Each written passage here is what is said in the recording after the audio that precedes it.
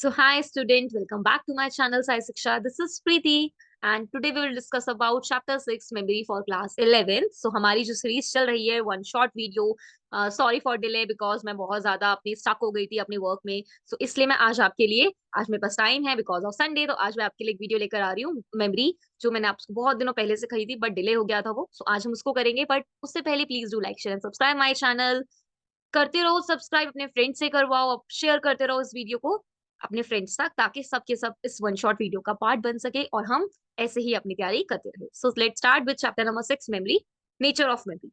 Okay, तो first topic is nature of memory. Memory क्या है? मेमोरी आपको पता है सिर्फ एक रिकॉग्नाइजिंग पावर नहीं है, हमारी रिकॉलिंग और रिटेनिंग पावर भी है. सो रिटेनिंग और recalling information over a period of time, but it depends upon the nature of cognitive task, है ना. जब आप कोई परफॉर्म करते हो, कोई सिंपलर टास्क करते हो, कोई कॉम्प्लेक्स टास्क करते हो, तो उसके नेचर पर डिपेंड करता है आपका रिटेनिंग इन्फॉर्मेशन या रिकॉलिंग इन्फॉर्मेशन क्या है over a period of time.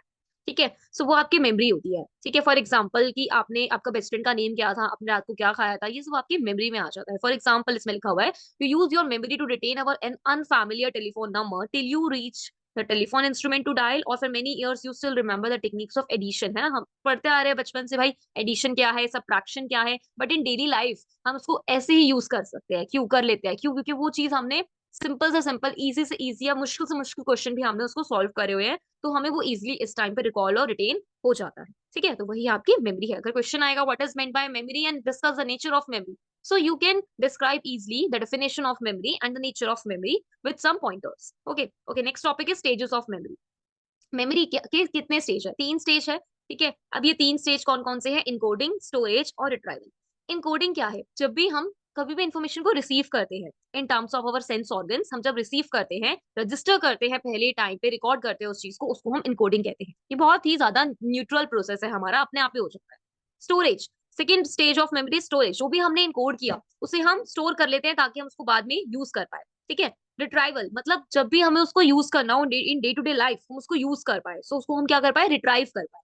तो retrieval refers to bringing the store information in her is awareness. अपने कॉन्शियस लेवल पर अपनी स्टोर इन्फॉर्मेशन को लेकर आना ही रिट्राइवल होता है. So there are 3 stages of memory. आप हमेशा याद रखना, ये तीनों इंटर रिलेटेड है. जब तक आप इनकोडिंग नहीं करोगे या स्टोरेज नहीं करोगे तो रिट्राइव नहीं कर पाओगे अपने एग्जाम में, है ना. आप उसको इनकोड करो अच्छे से, ठीक है, और फिर उसको स्टोर करो अपनी मेमोरी में. ठीक है, लॉन्ग टर्म तक सेव करो उसे, और फिर बाद में जब एग्जाम आए तब उसको आप क्या करो? रिकॉल करके अपने अवेयरनेस में लाके अपनी प्रॉब्लम को सॉल्व करो. प्रॉब्लम सॉल्विंग, डिसीजन मेकिंग में यही आपके 3 स्टेजेस हैं मेमोरी के, which are interrelated, which are interrelated stages. ठीक है. Okay, next topic is information processing approach. ये एक मॉडल है.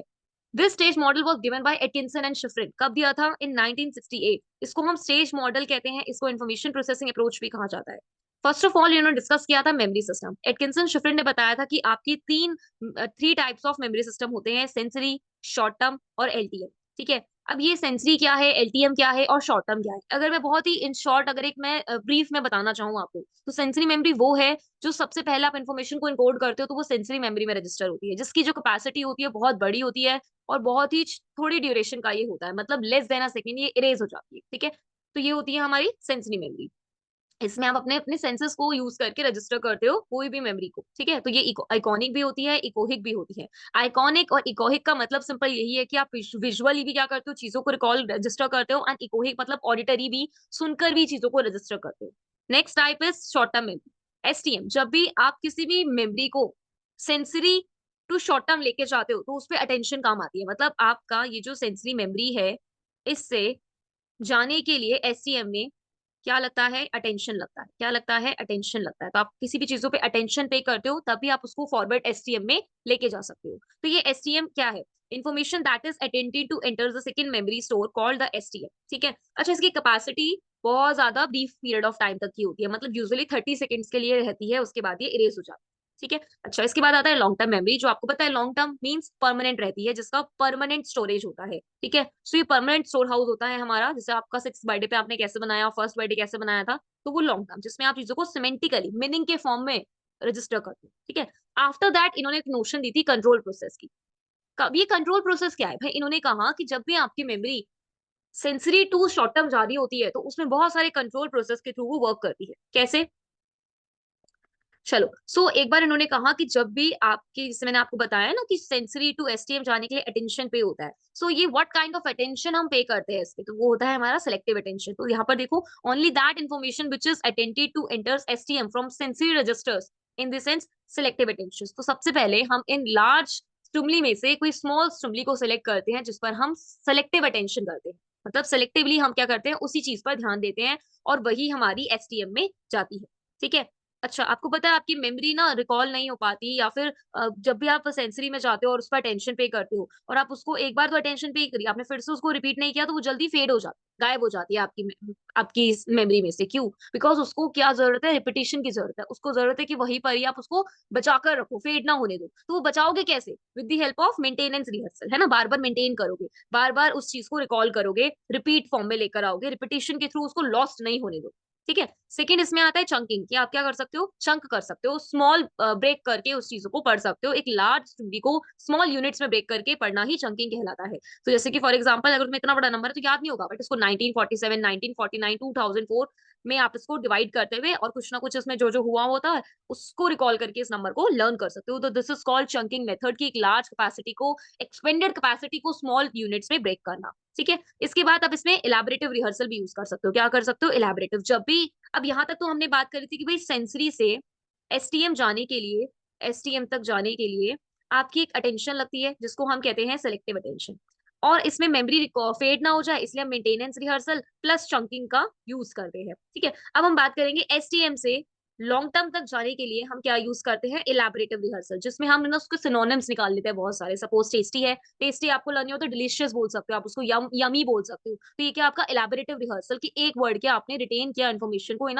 मेनी वर्ड्स, है ना। सो एक सिनोनिम्स के फॉर्म में, मीनिंग्स के फॉर्म में आप चीजों को रिकॉल कर रहे हो, that is called elaborative rehearsal, जिसमें आप कहाँ जाते हो, एसटीएम से जब इलेबोरेटिव रिहर्सल तक जाते हो तो आप इसमें ये यूज करते हो। ठीक है। सो ये हो जाता है आपका इंफॉर्मेशन प्रोसेसिंग अप्रोच। ये बहुत मेन था इसलिए मैंने आपको इसको बहुत अच्छे से एक्सप्लेन किया। इसमें कुछ नहीं है, सिर्फ मेमोरी सिस्टम बताया है इन्होंने, और आफ्टर दिस इन्होंने एक नोशन दी थी कंट्रोल प्रोसेस की, जिसमें इन्होंने बहुत ही ब्रीफली और ब्यूटीफुली एक्सप्लेन किया। ठीक है। चलिए, फिर भी इनका इतना ज्यादा इंटरेस्टिंग मॉडल नहीं था। इसके बाद जो मॉडल आया था वो था level of processing. Level of processing, जैसे इसका नाम है लेवल्स ऑफ प्रोसेसिंग, मतलब लेवल्स है जिसके थ्रू आप क्या करते हो, मेमोरी को प्रोसेस करते हो। So it was proposed by Craik and Lockhart in 1972। ठीक है। फिर इन्होंने क्या किया, क्रेक एंड लोकहार्ट ने प्रपोज किया कि हम कोई भी इंफॉर्मेशन को एक से ज्यादा लेवल में प्रोसेस कर सकते हैं, एनालाइज कर सकते हैं। First process is physical and structural features which called shallowest level of processing. ठीक है, which he called shallowest level of processing, कि सबसे पहले हम किसी को भी इन टर्म्स ऑफ फिजिकल या इन टर्म्स ऑफ स्ट्रक्चरल के फॉर्म में हम क्या करते हैं, उसको एनालाइज करते हैं। फॉर एग्जाम्पल, इसमें लिखा हुआ है कैट, द वर्ड से कैट। अभी जो कैट बोला हमने, उसकी शेप ऑफ लेटर को हम देख रहे हैं, small letter, big letter, colour of ink, that is called structural feature, right. फिर उसके बाद आप उसका इंटरमीडिएट लेवल देखते हो, that means phonetic sounds. Phonetic sounds is what, जैसे कि आप कैट बोला तो उसमें 3 स्पेसिफिक लेटर्स यूज है, सी ए टी, कैट, तो ये सी ए और टी ये हमारे फोनेटिक साउंड्स हो जाते हैं। तो हम इन पर जाते हैं उसके बाद, और इसके बाद आता है आपका डीपेस्ट लेवल, जिसमें उसको हम एक मीनिंगफुल फॉर्म में सिमेंटिकली रिकॉल करते हैं। जैसे कि कैट क्या है, एक हमारी मैमल है जिसको एक डोमेस्टिक एनिमल है, और उसको आप उसके फीचर्स को डिस्क्राइब करोगे इन द मीनिंग फॉर्म। ठीक है। सो आप इस तरीके से स्ट्रक्चरल, फोनेटिक और आपका मीनिंग करके क्या करते हो, चीजों को रिकॉल करते हो ताकि आपकी फॉरगेटिंग ना हो। ठीक है। सो एक और लोकहार्ट ने बताया था 3 levels of processing. After this process आपके आ जाते हैं टाइप, लॉन्ग टर्म मेमोरी के टाइप्स। बहुत इजी है, declarative memory, procedural memory. Declarative memory are refers to those memory which pertain by facts, names or dates, like आप facts याद कर रहे हो, कोई भी नेम रिकॉल कर रहे हो, या फिर कोई डेट्स इन्फॉर्मेशन को रिटेन कर रहे हो, वही हमारी डिक्लेरेटिव होती है। ठीक है। फॉर एग्जांपल, कि रिक्शा में कितने व्हील्स है, 3, तो आपने नंबर के फॉर्म में उस चीजों को रिटेन किया, that is called declarative memory. एक होता है प्रोसीजरल मेमोरी, जिसमें आप चीजों को एक प्रोसीजर, बेसिकली इसमें क्या रिटेन कर रहे हो, एक प्रोसीजर, एक मेमोरी रिलेटेड टू प्रोसीजर, जैसे कि चाय कैसी बनानी है, बास्केटबॉल कैसे खेलना है, ये प्रोसीजरल मेमोरी हो जाती है हमारी। ठीक है। फिर टल्विंग ने डिक्लेरेटिव को 2 पार्ट्स में डिवाइड कर दिया, एपिसोडिक और सिमेंटिक। इन्होंने कहा डिक्लेरेटिव में कुछ मेमोरी होती है जो एपिसोडिक होती है, which are based on in emotional nature, and semantic which are based on और नॉलेज, वर्ड्स, इन सब के बेसिस पर। तो यही इन्होंने बोला एपिसोडिक मेमोरी और सिमेंटिक मेमोरी। एपिसोडिक मेमोरी वो जिसमें आपकी बायोग्राफिकल डिटेल्स आ जाती है, सारी की सारी मेमोरीज आपकी related to personal life, biography, आपकी एपिसोडिक मेमोरी, ठीक है, कब आप फर्स्ट आए थे, कब आप रोए थे, कब आप हंसे थे, ये सब आ जाता है आपका episodic memory. Semantic memory is that memory which are related to general awareness and knowledge. आपकी नॉलेज क्या है, फॉर एग्जाम्पल मैंने एक वर्ड लिखा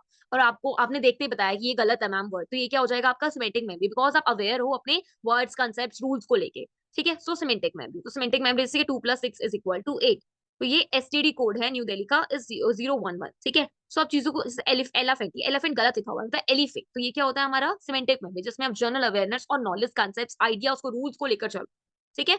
चलिए, सो ये आता है आपका episodic memory and semantic memory. Simple questions बन सकते हैं, distinguish between episodic memory and semantic memory, distinguish between declarative और procedural memory. Okay, so next topic is nature and cause of forgetting. Most important topic of this chapter, nature and causes of forgetting. पता है forgetting क्या है? Forgetting is basically lost हो जाना किसी भी information का, क्योंकि आप उसको रिकॉल नहीं कर रहे हो, क्योंकि आप उसको रिपीट नहीं कर रहे हो। रीजन तो ये हो सकता है ना, डेली लाइफ में फॉरगेटिंग क्यों होती है, आप खुद सोचो ना, आपकी फॉरगेटिंग क्यों होती है, कुछ रीजन होंगे ना उसके। भूल क्यों जाते हो आप, चीजों को लर्न नहीं कर पाते हो, क्यों? क्योंकि आप उसको रिकॉल नहीं करते हो सही तरीके से, सही टाइम पर रिकॉल नहीं कर पाते हो, इसलिए मेमोरी लॉस्ट हो जाती है। सो फॉरगेटिंग इज द लॉस और change of information that was previously stored, जो आपने पहले शॉर्ट टर्म और लॉन्ग टर्म में सेव करी थी वो मेमोरी, ठीक है।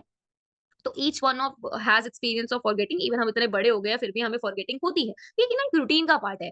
हम कुछ बताना भूल गए मम्मा को, या फिर हम एक कुछ काम करना भूल गए, ठीक है, और एज अ टीचर मैं भी भूल जाती हूँ पेपर चेक करना या कुछ, तो ये क्या हो जाता है हमारा फॉरगेटिंग हो जाती है, ठीक है। सो सबसे पहले जो अटेम्प्ट किया था फॉरगेटिंग पे वो थे हमारे हार्मन एबिंगहॉस। इन्होंने एक एक्सपेरिमेंट किया था नेचर ऑफ फॉरगेटिंग बताते हुए, who memorise list of nonsense labels. अब what do you mean by nonsense labels, ये छोटे छोटे टर्म्स है। Nonsense labels is which are made by CVC word. CVC होता है constant vowel constant. Constant vowel constant से जो जो वर्ड्स होते हैं उनको मेमोराइज करना, इन्होंने कहा था कि आप नॉनसेंस लेबल्स वर्ड्स को मेमोराइज कर, ठीक है। सो इन्होंने क्या किया, नंबर ऑफ ट्रायल्स को मेजर किया। He took to learn relearn the same list, ठीक है। आप इन्होंने एक लिस्ट दे दी, सपोज से लिस्ट बनाकर दे दी, और इन्होंने बोला इस लिस्ट को क्या करो, लर्न करो।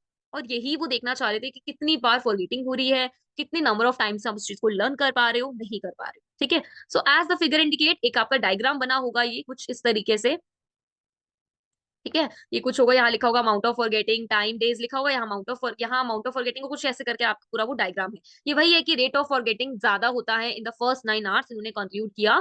और पर्टिकुलरली ड्यूरिंग द पहले घंटे में आप ज्यादा भूल जाते हो, तो after the rate down slow not much is forgetting even after many days, क्योंकि आप चीजों को रिकॉल कर पाते हो, तो जैसे जैसे रेट कम हो जाता है फॉरगेटिंग का, आप चीजों को भूलते नहीं हो, जल्दी से रिकॉल कर पाते हो। बट ही फेल्ड, क्यों क्यों इनका इतना एक्सपेरिमेंट इतना अच्छा नहीं था, इतना इन्फ्लुएंसिंग नहीं था, क्योंकि उन्होंने बहुत ही सोफिस्टिकेटेड कर दिया, इजली तो समझाया ही नहीं, तो इसलिए इनका इतना अच्छा मॉडल नहीं रहा था। अब इसके बाद रीजन, यार what are the causes of forgetting. Causes है ट्रेस डिके। क्या है ट्रेस डिके, आप करते हो ना हमेशा यूज एंड थ्रो, लाइक हम तो सिर्फ पेपर के लिए पढ़ रहे हैं, पेपर की बात तो भूल जाएंगे, that is called trace decay. आपकी मेमोरी एक बार यूज हो गई, आपने उसको लॉस्ट कर दिया, ठीक है। सो अगर आप उसको रिकॉल भी नहीं करते हो ना, तब भी वो लॉस्ट हो जाती है आपकी मेमोरी। सपोज आपने अप्रैल में पढ़ा, आपने मई में पढ़ा था चैप्टर नंबर 4, और आप भूल गए, क्योंकि आपने रिकॉल ही नहीं किया एक बार भी, that is called trace decay. इसकी वजह से भी क्या होती है, फॉरगेटिंग होती है। The assumption here is that memory leads to notification in the central nervous system which is akin to physical changes in the brain called memory traces, ठीक है। So when these memory traces are not used for a long time, जब हम लंबे समय तक कोई भी एक मेमोरी को याद नहीं करते हैं, तो दे सिंपली फेड, वो भूल जाते हैं, और ये बिल्कुल अनअवेलेबल की तरह हो जाते हैं, मतलब गायब हो जाती है हमारी मेमोरी पूरी हमारे माइंड से, ठीक है। इसलिए इसको हम डिसयूज थ्योरी कहते हैं, यूज किया एंड थ्रो आउट, ये होती है हमारी मेमोरी। एक स्टडी की गई थी, हम बोलते हैं ना रात को नहीं पढ़ना चाहिए, सुबह नहीं पढ़ना चाहिए, बट स्टडी के अकॉर्डिंग है कि रात को पढ़ना चाहिए, क्योंकि उसके बाद जब हम सोते हैं ना, तो हमारा माइंड किसी और चीजों में डिस्ट्रैक्ट नहीं होता, हम एक स्लीपिंग पोजीशन में होते हैं, तो हमारा माइंड एकदम काम डाउन हो रखा होता है, वो इजिली उस चीजों को रिकवर कर देता है, सारी चीजों को जो लर्न किया है। बट हम जब सुबह उठकर पढ़ते हैं, तो चीजें, हमें बोला जाता है शुरू से कि सुबह उठ के पढ़ना चाहिए, बट सुबह उठकर जब हम पढ़ते हैं, उसके बाद हम हजार चीजें करते हैं, तो हमारा माइंड उस टाइम पे डाइवर्ट हो जाता है। सो इसलिए स्टडी में वही बोला गया कि जो हम रात को पढ़ पाते हैं ना, वो हम बेटर रिकॉल कर पाते हैं चीजों को, उसमें फॉरगेटिंग कम होती है रेदर देन हम जब वो सुबह पढ़ते हैं तब, ठीक है। बट हमारे लोग क्या कहते हैं, हम पापा तो यही कहते हैं सुबह उठ के पढ़ो, बट ये आजकल एक मिथ बन गया है, सब लोग को रात को ही पढ़ना मजा आता है, रात को ही पढ़ने में मजा आता है, और रात को चीजें रिकॉल हो पाती है, ठीक है। नेक्स्ट टॉपिक है फॉरगेटिंग ड्यू टू इंटरफेरेंस। वही है cause number 2, forgetting due to interference. दो तरीके की इंटरफेरेंस है। इंटरफेरेंस इज व्हाट, कभी कहते हो ना यार, मैं तो मैम फर्स्ट चैप्टर पढ़ रही थी, और ना सेकंड चैप्टर आपने जो पढ़ाया था मैं भूल गई, या फिर आप बोलते हो कि मैम आप जो फर्स्ट चैप्टर पढ़ा रहे हो, तो हम सेकंड चैप्टर भूलते जा रहे हैं।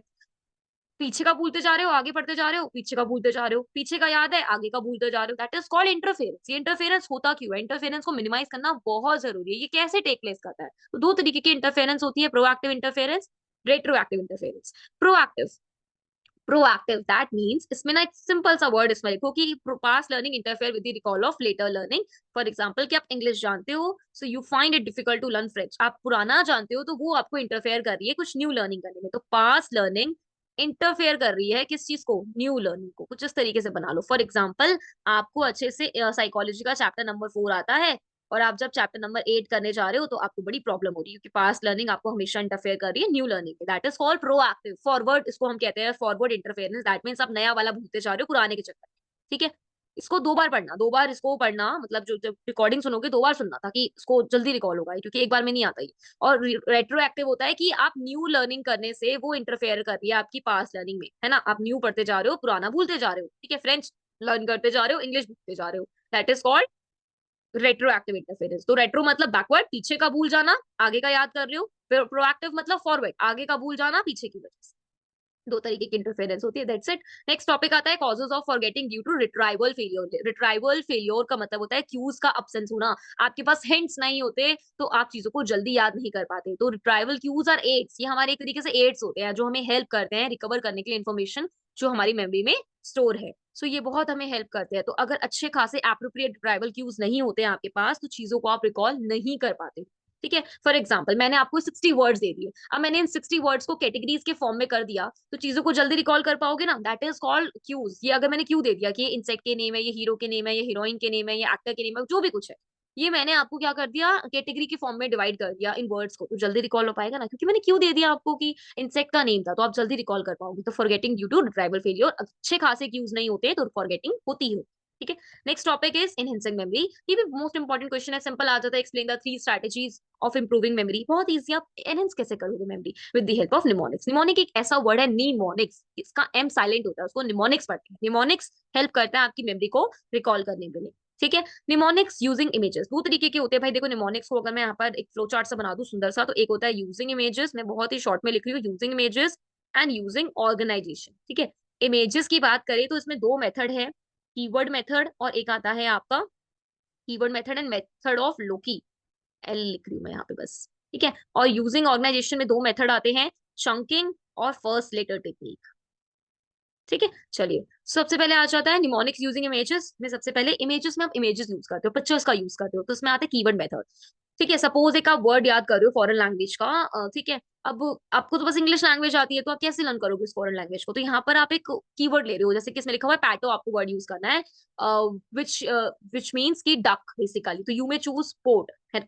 आप पैटो को कैसे याद करोगे, एक इंग्लिश वर्ड पोर्ट से। ठीक है, जो आपके लिए कीवर्ड बन जाएगा, और आप एक स्पेनिश वर्ड को यूज कर सकते हो, रिमेंबर कर सकते हो ऐसे इमेजिन कर कि डक कहाँ पर है, पॉट में है जो फुल ऑफ वाटर, वाटर से भरा हुआ है जो पोर्ट है ना, दैट इज कॉल्ड पैटो। ठीक है, तो आप एक Spanish word keyword English keyword से याद कर रहे हो। ठीक है जी, चलिए नेक्स्ट आते हैं मेथड ऑफ लुकिंग। ये भी बहुत ईजी है। जब आप विजुअलाइज करते हो ना, सपोज आपकी मदर कुछ किचन का सामान लेने मार्केट गई और वो लिस्ट लेना भूल गई हाथ में, तो वो ना इमेजिन करती है कि यार फ्रिज में टमाटर खत्म थे, या कुछ कहाँ पर प्लेस में किस जगह क्या रखा था। तो that is called method of looking. Visualise करना उस फिजिकल स्पेस को जो अरेंज आपने की है, या फिर आप जब पूरा घर का सामान लेने जा रहे हो, ग्रोसरी वगैरह का सामान जो कुछ है आपका, तो एक एक चीज रिकॉल करते हो, ये चीज वहां पर खत्म हो गई थी, ये चीज वहां पे खत्म हो गई थी। That is called method of looking. तो items you want to remember are placed as objects arranged in a physical space in the form of visual images. Visual images बनाते हो, suppose इसमें लिखा है ना, suppose you want to remember bread, eggs, tomatoes, soap, on your way to the market you may visualize a loaf of breads, eggs placed in your kitchen, कितना है कितना नहीं है, तो मेंटल वॉक करते हो, मेंटल इमेजिन करते हो। That is called method of locking. इससे भी आप चीजों को जल्दी रिकॉल कर पाते हो। अगर आपको एक बहुत अच्छा मेथड हो, जैसे मुझे कुछ आता नहीं था एग्जाम में, तो मैंने रिकॉल करती थी जहां मैंने नोट्स बनाया, मैंने क्या किया, मतलब 2 मिनट में हो जाता था, विद इन अ सेकंड मुझे आइडिया आ जाता था कि हाँ यार मैं कुछ तो लिखा था वहां पर, कुछ तो लिखा था, रिकॉल इमेजिन करने से रिकॉल आने लग जाता था, है ना। तो पावर हमारी रिकॉल होने लग जाती है। That is called method of looking. ठीक है, नेक्स्ट आता है निमोनिक्स यूजिंग ऑर्गेनाइजेशन। ऑर्गेनाइजेशन होता है अरेंज करना, ऑर्गेनाइजेशन मतलब अरेंज करना उसको एक पर्टिकुलर मैनर में। तो एक होता है चंकिंग, लार्ज कैपेसिटी को शॉर्ट में कर लेना, लार्ज नंबर्स को शॉर्ट में करके लार्ज चंक्स को कंबाइन करके शॉर्ट बनाकर लर्न करना, दैट इज कॉल्ड चंकिंग। ये बहुत हेल्प करता है आपको स्मॉलर यूनिट्स में करके चीजों को लर्न करना। फर्स्ट लेटर सबको पता है, जैसे विबग्योर, जैसे मैंने बनाया था वो एसपीसीएफ, ह्यूमन डेवलपमेंट की जो वो जीन पियाजे की तो आपकी थ्योरी थी। S for sensory motor, P for pre operational, C for concrete operational and F for formal operational. तो ये that is called first letter technique ना। आप इसको मीनिंगफुल में भी बना सकते हो। तो इसमें आप क्या करते हो, एक एक पिक करते हो फर्स्ट लेटर वर्ड का, और उसको रिमेंबर करने के लिए अरेंज कर देते हो वर्ड को, ताकि एक कोई वर्ड सा बन जाए, है ना, जैसे कि विबग्योर बन गया। इसका कोई सेंस नहीं है, but that is the colour of rainbow ना। तो ये क्या है, फर्स्ट लेटर टेक्निक। नेक्स्ट आता है mnemonic strategies for memory enhancement. अब ये भी सिंपल है भाई, ये भी हम स्ट्रेटजीज लिख सकते हैं। क्वेश्चन आता है एक्सप्लेन द थ्री स्ट्रेटजी। सबसे पहले तो भाई जो लॉक और क्रेक एंड लोकहार्ट ने जो बताया था, engage in deep level processing. Deep level process में घुस जाओ, रिकॉल करो एक से ज्यादा लेवल में, स्ट्रक्चरल, फोनेटिक, फिर डीपेस्ट लेवल पे जाओ सिमेंटिकल। ऐसे भी हम चीजों को जल्दी लर्न कर पाते हैं। नेक्स्ट आता है इंटरफेरेंस को कम कर दो। सबसे बढ़िया तरीका इंटरफेरेंस का कम करने का क्या है कि भाई एक अगर चैप्टर पढ़ रहे हो तो उसके बीच में आधे घंटे का गैप करो, फिर पढ़ो उस चैप्टर को। ठीक है, सो ये बहुत बढ़िया तरीका है इंटरफेरेंस का। इंटरफेरेंस जितनी कम होगी ना, उतना ज्यादा रिकॉल होगा। ठीक है, वही लिखा हुआ है, this means give yourself intermittent rest periods, है ना, बीच बीच 20 सेकंड्स। कभी तो बोलते हैं नैप ले लिया करो पढ़ते पढ़ते, थक जाते हो आप, है ना। नेक्स्ट आता है give yourself enough retrieval cues, मतलब बड़े सारे क्यूज दो अपने आप को, हिंट्स दो अपने आप को, ताकि आप चीजों को जल्दी रिकॉल करो। तभी तो कहते हैं माइंड मैप्स बनाओ, हिंट्स बनाओ, उसको किसी ना किसी फॉर्म में करो। ठीक है, give yourself enough retrieval cues. वही हमने फॉरगेटिंग जो पढ़ा उसी का वाइस वर्सा करके आप उसमें बता सकते हो इंप्रूवमेंट। अब थॉमस लेविंसन का एक मेथड था PQRST मेथड, ये क्लास टॉपिक है, देन फिर चैप्टर फिनिश। PQRST मेथड जो था, सबसे पहले आप रिव्यू करते हो एक चैप्टर को रिकॉल करने के लिए, क्या करते हो, फेमिलराइज करते हुए देखते रहते हो क्या पढ़ना है क्या पढ़ना है क्या पढ़ना है। इसके बाद आप क्वेश्चनिंग करते हो, अपने आप से क्वेश्चन रेज करो कि यार what is mean that this, और जो भी कुछ है, how how is it possible and all, जो भी कुछ है। फिर इसके बाद आप रीडिंग स्टार्ट करो, पढ़ना स्टार्ट करो, क्वेश्चंस को देखो कहाँ कहाँ से आपने आंसर ढूंढने। आफ्टर दैट आप उसको सेल्फ डिसाइड करो, खुद से पढ़ो, खुद से बोल बोल कर देखो, लिख लिख कर देखो। फिर उसके बाद आप टेस्ट करो। इसी को ही हम कहते हैं PQRST मेथड। और ये सारी स्ट्रैटेजीज क्या क्या पढ़ी हमने, निमोनिक की, यूजिंग इमेजेस, कीवर्ड और मेथड ऑफ लॉ की, ऑर्गेनाइजेशन की, आपकी चंकिंग और वो वाला फर्स्ट लेटर टेक्निक, एंड फिर कुछ स्ट्रेटजीज पढ़ी, डीप लेवल प्रोसेसिंग में इन्वॉल्व हो जाओ, अपने आप को बहुत सारे क्यूज दो, है ना, इंटरफेरेंस कम करो, और थॉमस रॉबिन्सन का PQRST मेथड। ठीक है, यही आपके इनहेंसिंग मेमोरी का टॉपिक हो जाएगा। So that's it, chapter finish, and I hope आपको क्लियर हो गया होगा। ठीक है, और ऐसी वीडियोस चाहते हो so please do like share and subscribe my channel, जिससे मैं भी मोटिवेट हूँ। मैं तो मोटिवेट ही नहीं होती कि भाई बच्चों के लिए चैप्टर लेके आना है ना, मेरे बच्चे पढ़ लेंगे, तो इसलिए आप लोग जल्दी से सब्सक्राइब करो, ताकि मैं आपके लिए और भी ऐसी ऐसी अच्छी अच्छी वीडियोस लेके आऊँ। आई होप आपको मेरे नोट्स और आपको मेरा पढ़ाना अच्छा लगा होगा। सो लास्ट में thank you so much and bye bye, take care.